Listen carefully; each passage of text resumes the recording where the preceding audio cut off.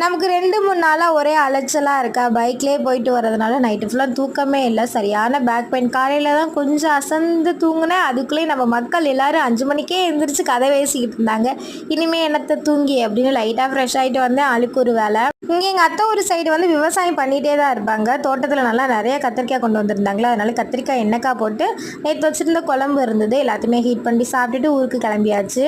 நம்ம எல்லாருமே அப்படியே மொத்தமாக கிளம்பியாச்சு. நல்லா இருந்துச்சு ஜாலியாக வரும்போது. அத்தாச்சியோட ஊர் தான் ஃபஸ்ட்டாக, அதனால் ஒரு இடத்துல நிப்பாட்டிட்டு அத்தாச்சி மருமையை எல்லாருக்குமே பாய் பாய் சொல்லி அவங்கள அனுப்பி வச்சுட்டு நம்ம நேராக அரசமங்கலம் வந்தாச்சு. என் நாத்தனானிக்கு ஸ்கூல் இருக்குது அப்படின்னு நாங்களாம் எந்திரிக்கிறதுக்கு முன்னாடி கிளம்பி வந்துட்டா. போய் அவளை போய் பார்த்துட்டு இப்போ வந்து அம்மாமார்கள் எல்லாமே மகளுக்கு வந்து கருவேப்பிலை சேலை அப்படின்னு ஒன்று எடுத்து கொடுப்பாங்களாம்.